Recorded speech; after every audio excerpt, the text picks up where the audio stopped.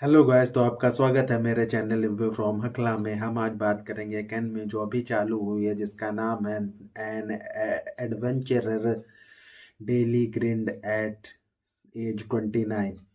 इसके स्टूडियो का नाम है हॉर्नेट्स और इसके डायरेक्टर हैं फुकुशिमा टोशिनोरी। इसका भी एपिसोड पहला आया है, तो हम देर ना करते इसकी स्टोरी पे आते हैं।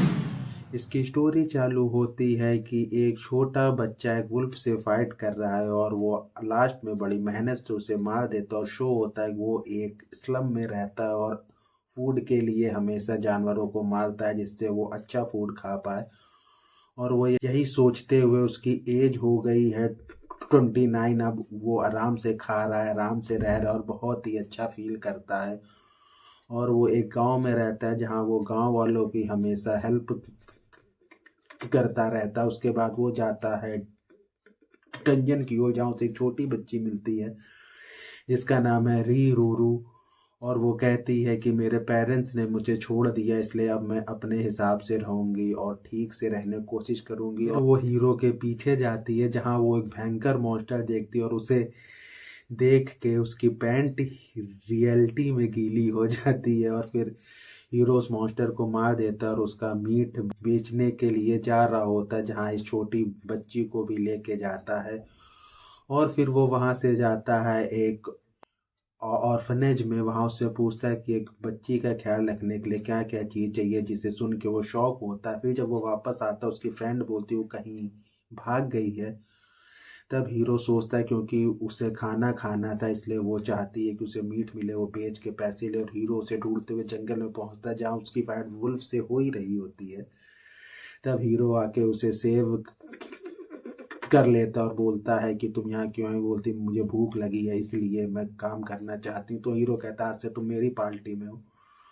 फिर हीरो उसे गांव लेकर जाता है जहाँ उसे फूड देता है। फिर दोनों एक रूम में सोते हैं। जब हीरो उठता है, देखता है कि रीरूरू हो गई है एकदम यंग, और उसे विश्वास नहीं होता और वो फिर छोटी हो जाती। तो और वो बाहर जाके गिल्ड की मेन लेडी से पूछता है कि ये कौन सी स्पीसीज है। तो वो कहता है, तो वो कहती है कि मैं ढूंढती हूँ, फिर मालूम करूंगी। फिर उन लोग एक स्लाइम को मारने जाते हैं, पर री रीरूरू से मार नहीं पाती और कहती है मुझे खाने की नीड नहीं है, क्योंकि वो नहीं चाहती कोई उसे इसलिए छोड़ दे कि वो अपना काम ठीक से नहीं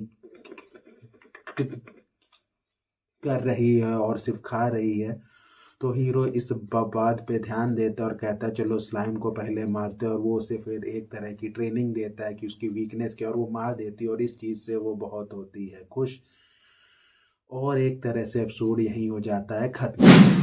तो हम बात करते हैं इसके रिव्यू की। पहले मैं बात करूंगा इसका एनिमेशन।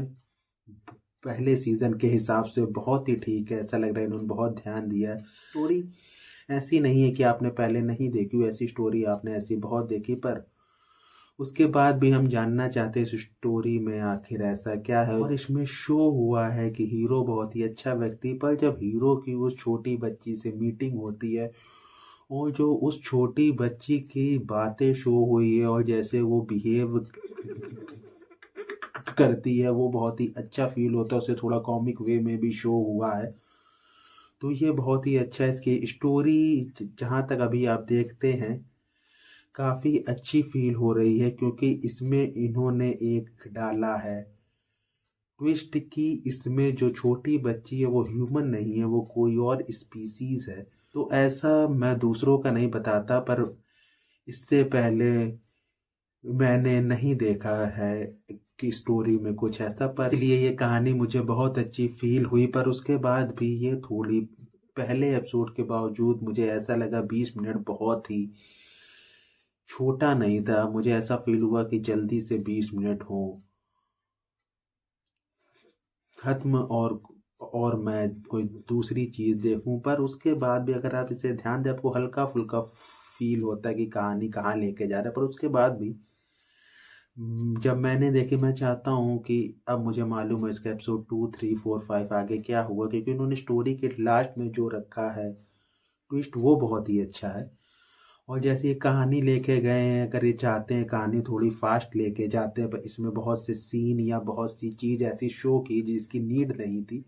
और इसको देख के ऐसा फील होता है कि इनके पास ज़्यादा कहानी नहीं है, क्योंकि अगर किसी सीरीज का पहला एपिसोड आया और आपको वहाँ फील होने लगे इन लोग कहानी खींच रहे हैं, तो ये अच्छी चीज़ नहीं है। अगर मैं इसको रेट करूँ, 10 में से 6 दूंगा मैं, क्योंकि इसका एनिमेशन अच्छा है, कहानी अच्छी, और जो कहानी में इन्होंने डाला है छोटा सा